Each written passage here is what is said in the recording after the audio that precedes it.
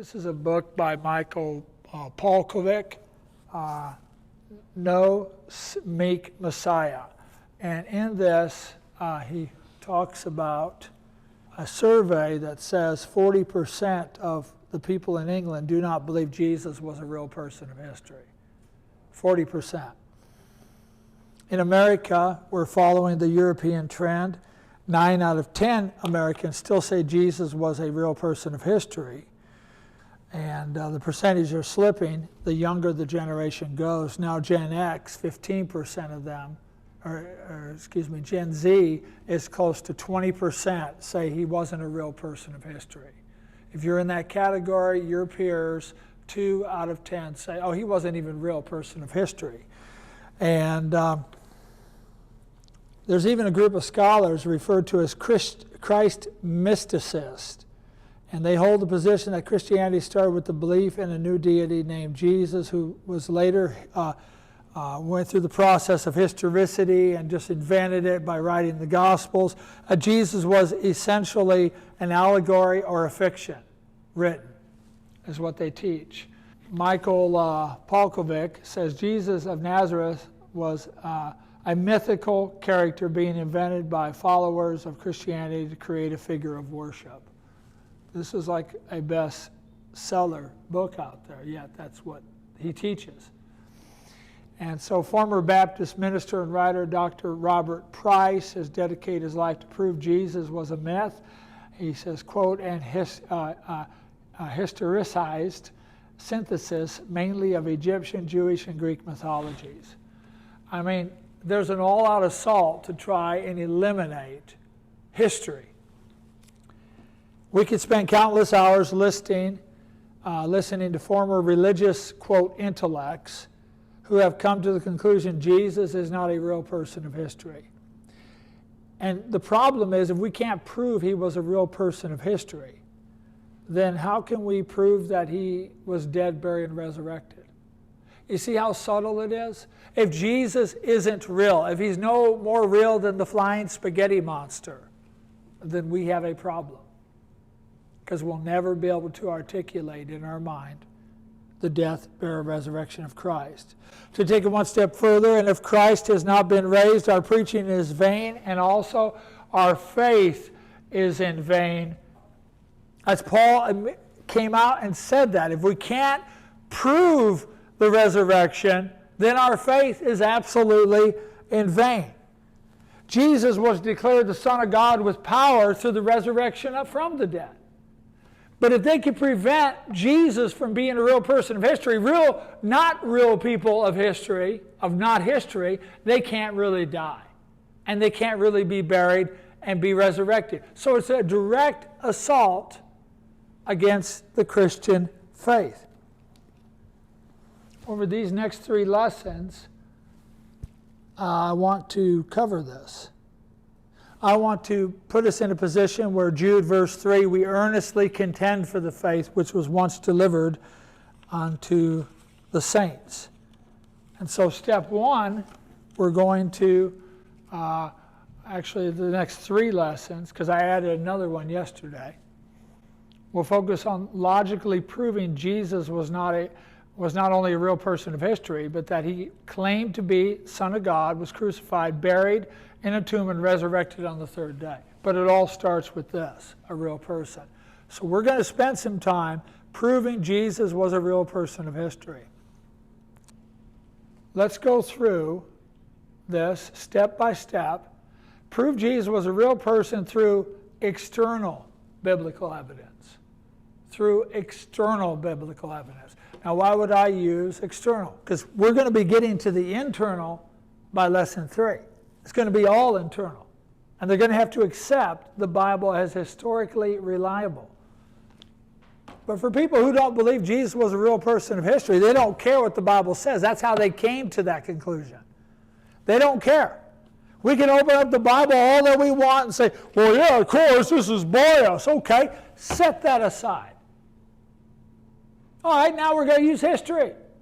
In the same way, George Washington was a real person of history. Julius Caesar was a real person of history. Alexander the Great was a real person of history. You know, all these people were real people of history because you can study the ancient documents and what they've been able to put together. So let's go ahead. A person who doesn't believe in that Jesus is the Son of God will not have eternal life. John 3:16. It's necessary to show us and them, the ancient historical writers, most of them who were hostile against Christianity, I'm going to cover this morning. A person doesn't have to believe that, but they're entitled to have their own opinion. But we are never entitled to have our own facts. So let's look at the facts. Okay? Thallus, 52 AD. Now that's a long time ago, wouldn't you agree? His mentioning of Jesus in his writings takes for granted the existence in relation to the darkness that came upon the earth at the time of the crucifixion.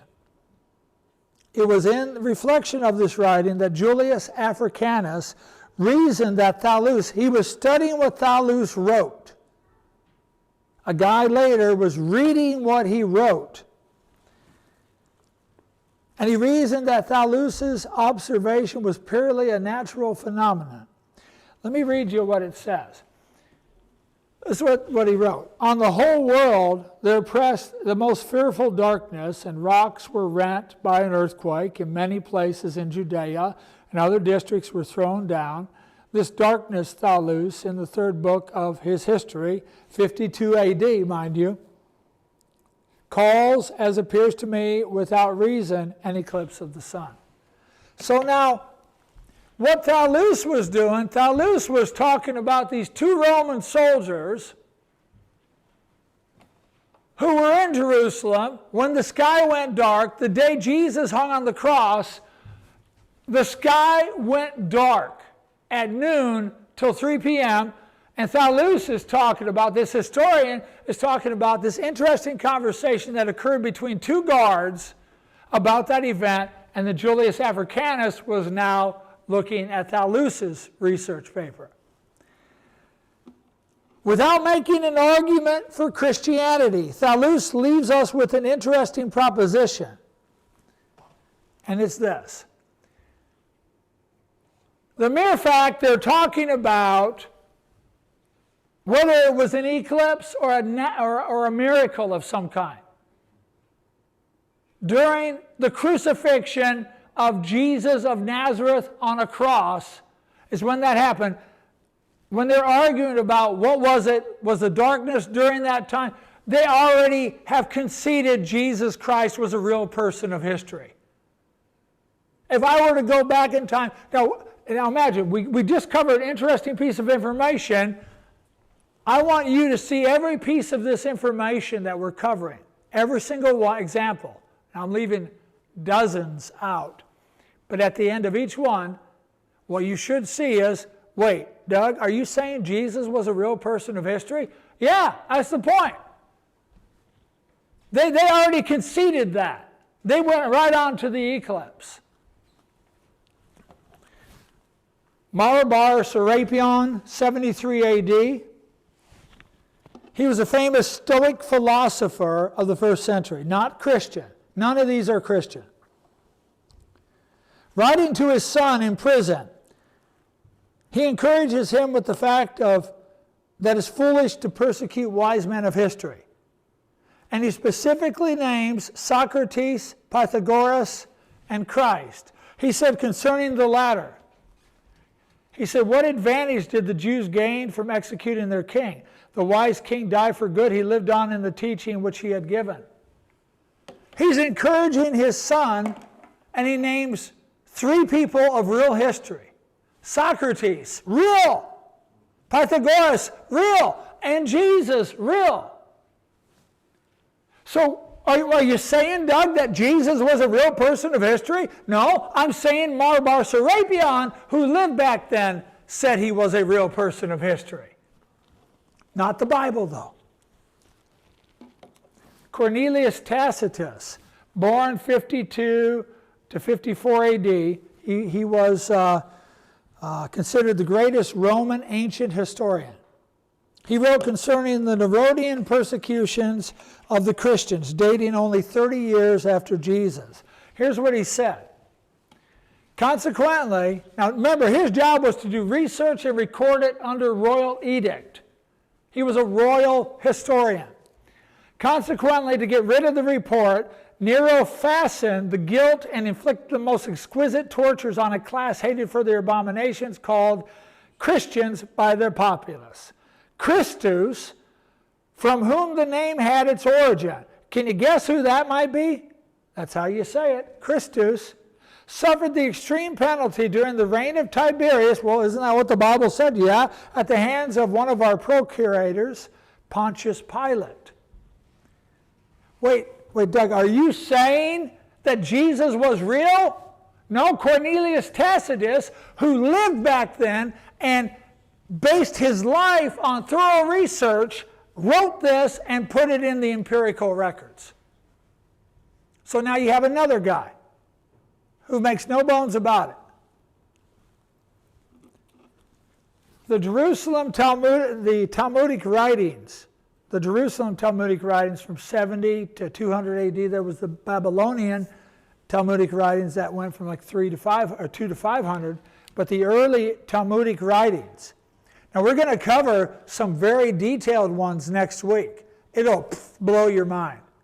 I mean, if you want to see what the people were really thinking behind the scenes, you want to know what's going through Caiaphas' heart, you want to know what's going on in the guards, what the guards were saying, not in the Bible, you'll be shocked. It's incredible.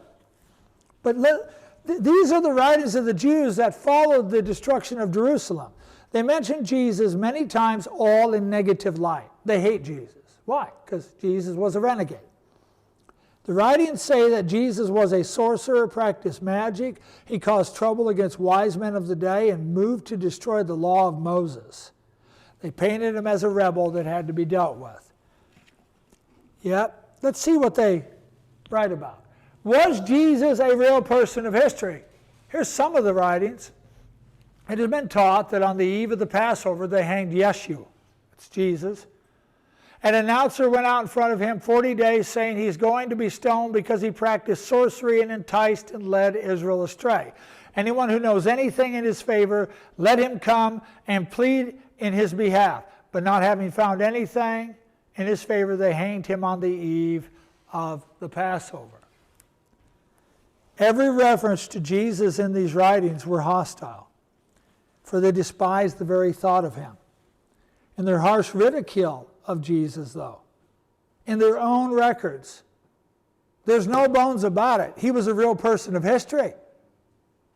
I mean, these people write about having met him and seen him and the things he did, and then they tried to dismiss him.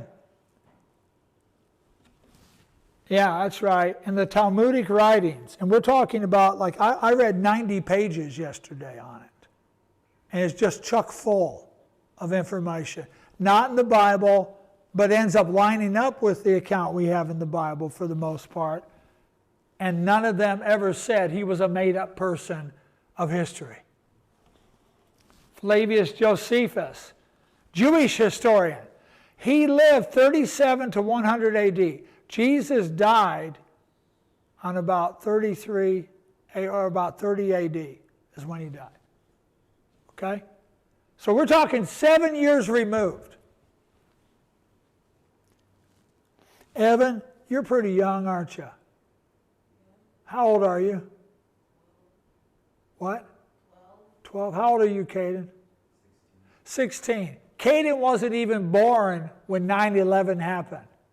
Have you heard of anything that happened about 9/11, Caden? Yeah. But how? You weren't even born. You read, you do history.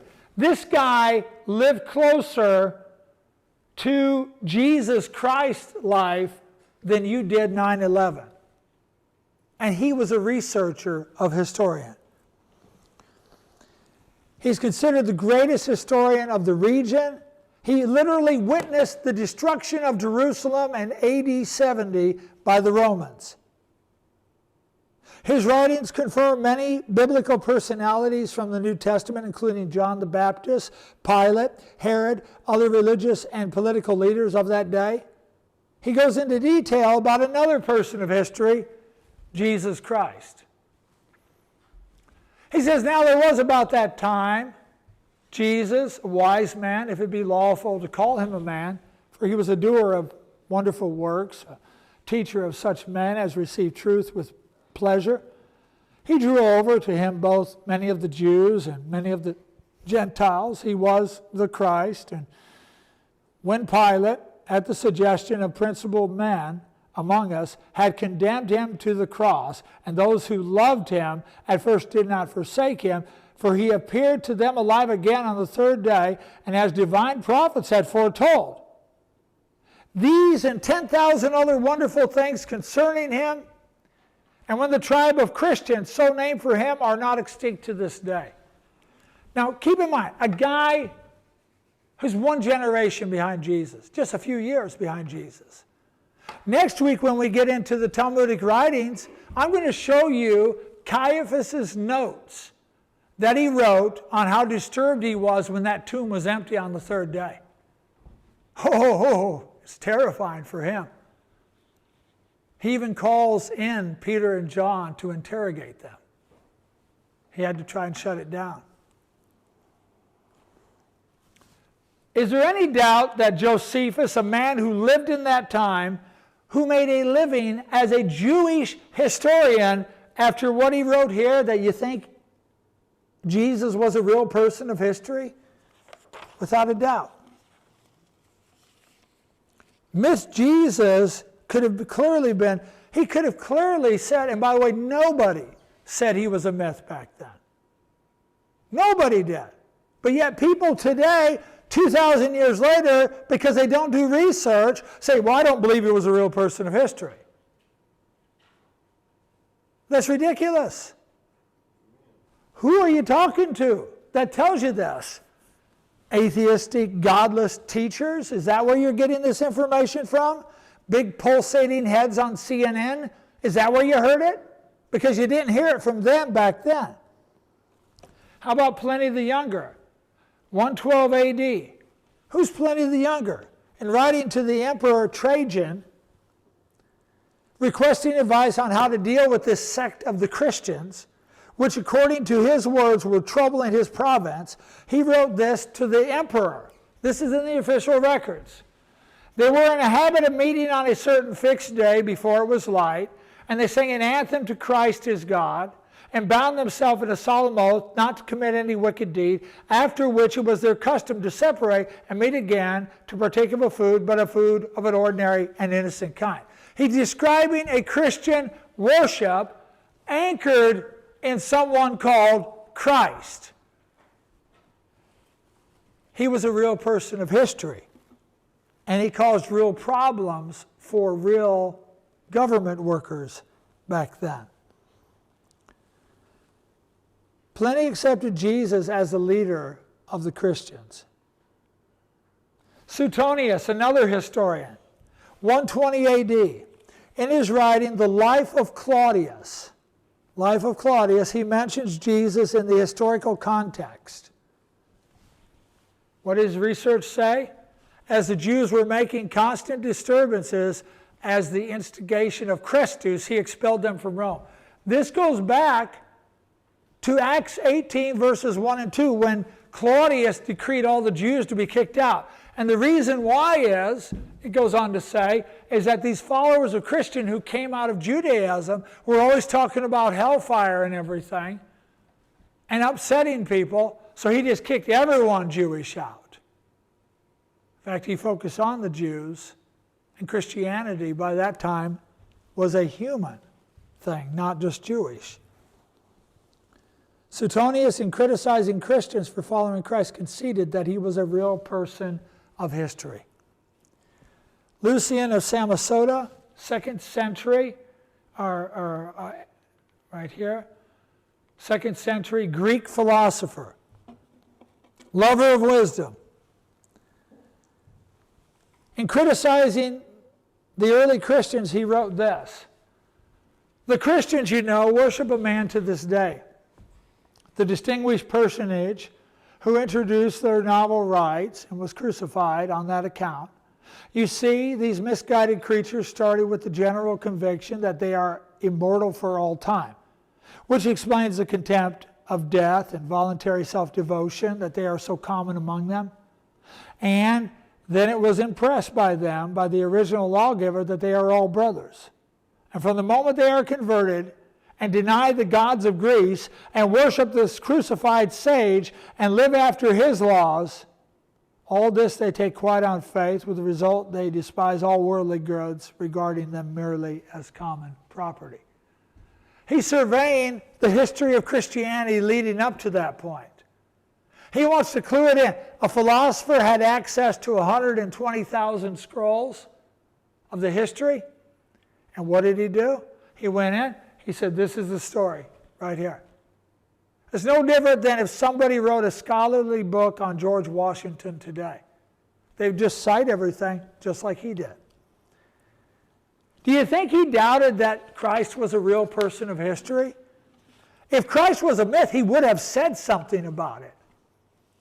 Celsus, I've been to his library in Ephesus. It was like the third largest library in the world. This man hated Christians. He produced the oldest existing literary attack, an encyclopedia set on how to persecute Christians. It's called his True Discourse in 178 AD. It was a bitter assault upon Christ.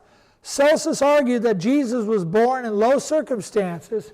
He's just making stuff up.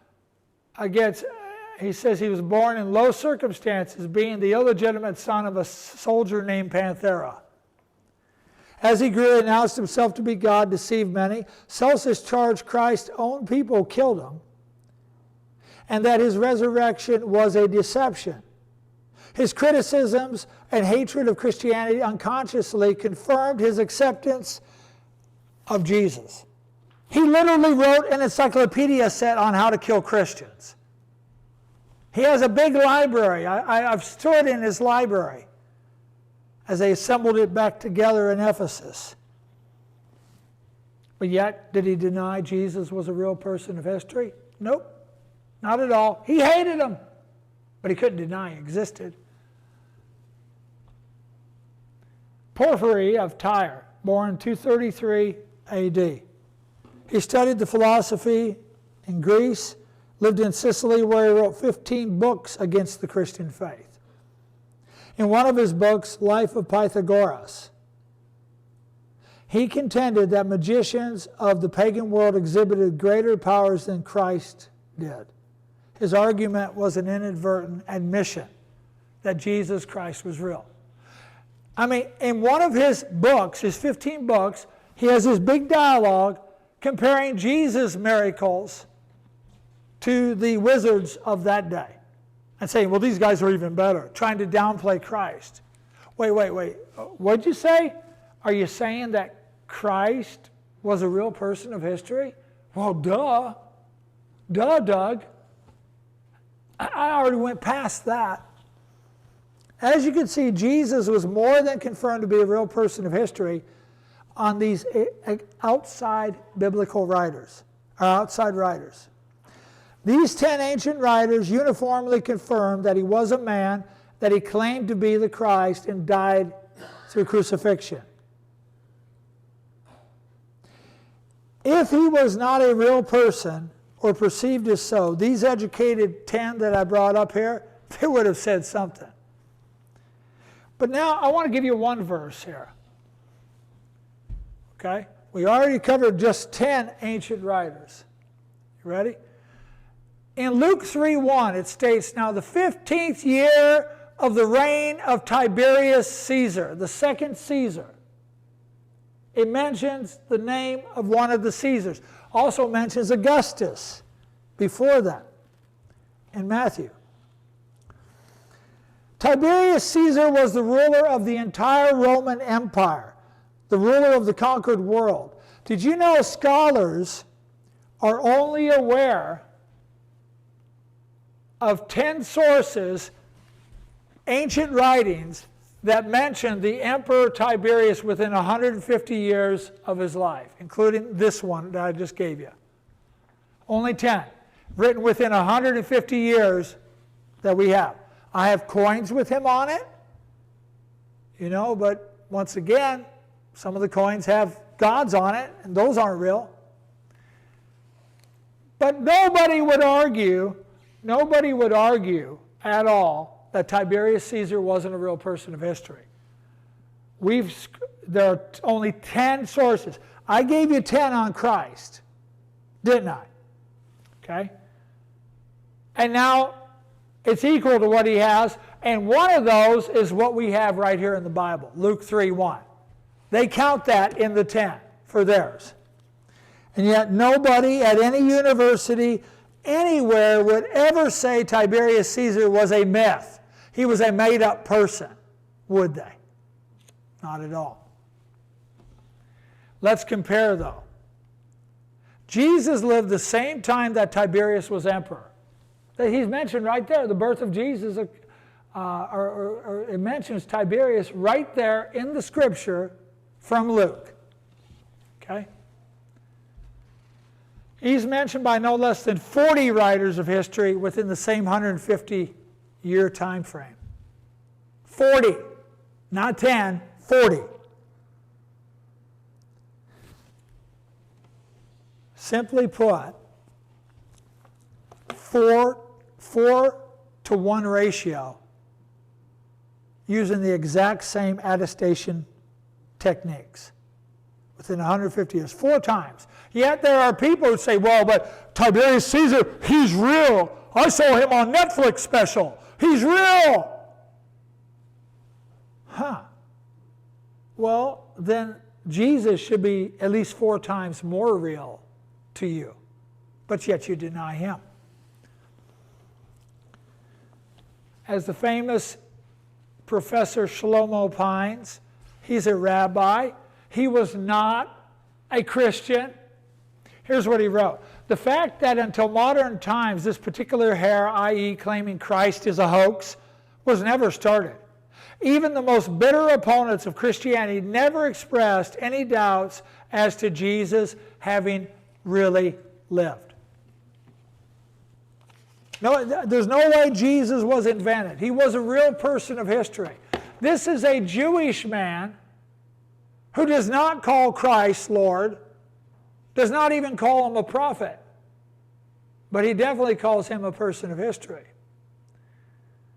So it doesn't matter what generation you're from, a millennial, Generation X, Generation Z, Gen Z, what's it going to be next? Generation Jetsons? I don't know. But it doesn't change the facts of history that Jesus Christ was a real person of history. And we learned even more than that. We learned that they were saying that he died by being killed by Pontius Pilate on the cross, made claims, carried out some miracles. And were we really going? No, these are outside of the Bible. And so, with that in mind, don't even, if somebody ever says, well, but you can't prove Jesus was a real person in history, they don't have any right to say. They're saying that ignorantly.